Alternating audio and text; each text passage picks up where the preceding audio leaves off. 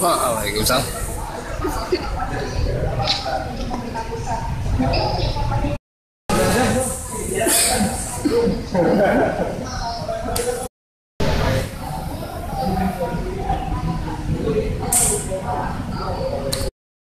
Tadi malam dari rumah sakit pukul 11 malam. Oh, mana? Riwayatnya seperti apa itu?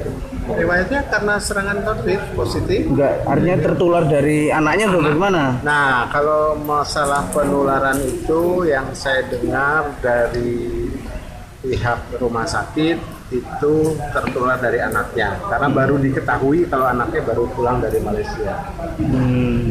Intinya waktu pemakaman itu ya ada sedikit kendala-kendala, mulai dari saksi, mulai dari pemakaman, penggunaan APD, penggunaan ambulans, sehingga tadi di rapat dengan DPR saya mengusulkan kalau untuk penanganan kasus COVID-19 ini harus ada gugus yang menangani khusus masalah pemakaman untuk pasien positif supaya agak kekiran lagi. Jadi sudah ada makamnya di mana, dikuburkan di sana, tugasnya siapa, yang turun harus pakai alat apa saja, SOP-nya sudah jelas semua. Gitu. Artinya dari tadi malam itu yang turun dari siapa?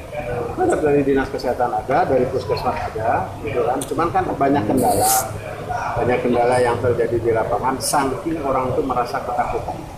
Intinya kan itu, memprotek diri. Ini nggak mau, ini nggak mau, ini nggak mau. Saya tanya kenapa?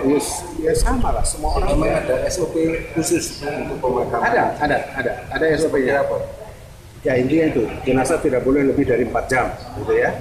Tidak boleh, karena kalau sudah lebih 4 jam itu di perut itu sampai pecah, bisa jadi keluar nanti dari harus dibungkus pakai plastik lengkap. Sudah itu ditutup lagi pakai sarungnya jenazah. Setelah itu masuk ke peti, kunci, tidak boleh dibuka lagi. Nah itulah perlu saksi yang melihat. Saksi biasanya keluarga pakai APD melihat, tapi kalau keluarga nggak mau, dia menyuruh siapa? Nah gitu. Akhirnya itu sudah dilalui, kemudian dimakamkan.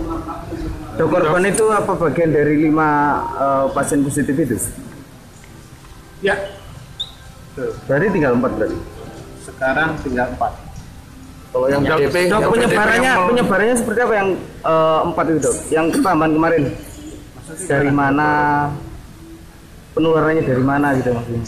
Kalau yang 4 itu kan memang sudah lama itu cerita yang kemarin 5 pasien itu. Iya. Maksudnya nyebar kemana lagi? Enggak, artinya kan kemarinnya kan hanya 3, kemudian tambah 2. Iya. Kemudian satunya ini intinya tuh gini, tertular dari mana? Pasien PDP. Iya. Kemudian kan gini loh, pasien itu tidak hanya di satu tempat, iya. Ada juga dari mana-mana. Kalau dia positif, bisa saja penularan itu pun dari mana-mana. Itu yang perlu diwaspadai, terutama karena asasnya kumpul dekat-dekatan. Intinya itu aja. Jadi sebetulnya perlu diketahui oleh masyarakat bahwa desinfektan itu hanya nurunkan paling 20%. Tapi kontak seperti ini, jarak dekat, ngomong, nah itu bahaya. Oleh karena itu harus diberi jarak, harus mulai social distancing itu untuk mengurai, memutus.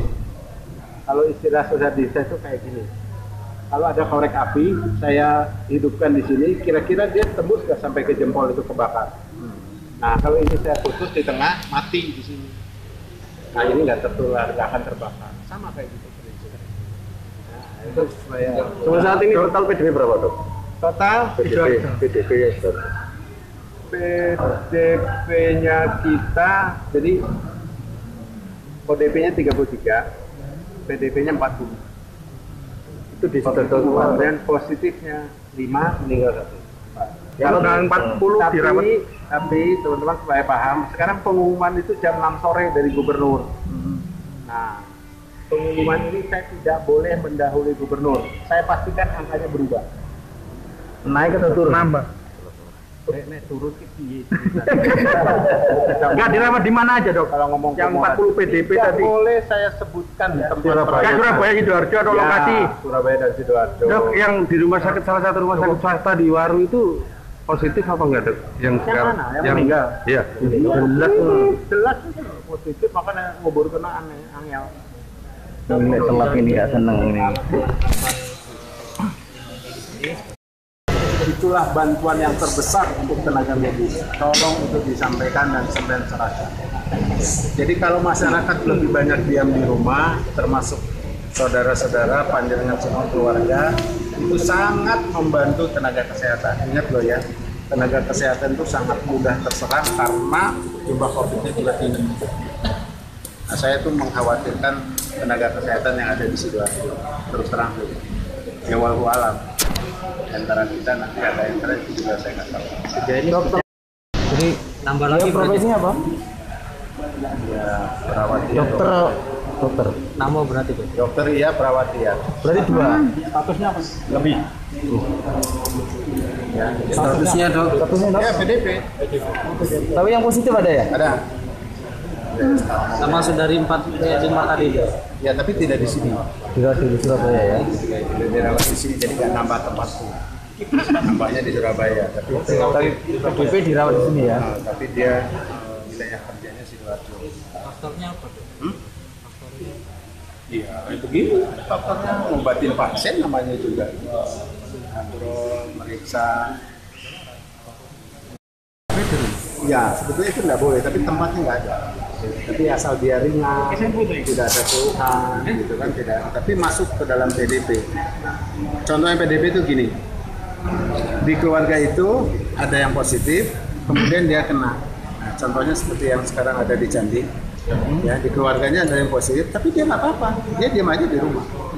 Nggak ada panas, badannya nggak ada batuk, dia imunnya kuat. Statusnya PDP, tapi di rumah. Ya, Status supirnya? isolasi. Status supir ada. Supir mana itu? Supir pribadi atau supir supir pribadi siapa? Orang di Zoom. Oh ya, masih dirawat kan di rumah sakit? Tidak ada perubahan status? Belum, masih PDP. Tapi nggak tahu ya, nanti jam 6 ada pengumuman. Kalau itu dia berubah. Yang statement tadi Dok, itu dari rumah sakit mana? Nggak boleh.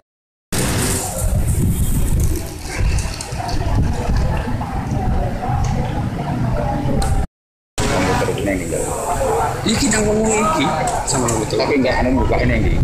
Oh, apa sama lu? Sama ngomong betul semua.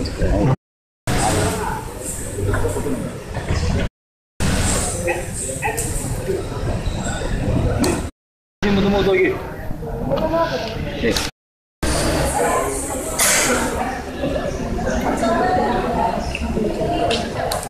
Dari Barat Ibu cuma 13 sampel swab dan pasien.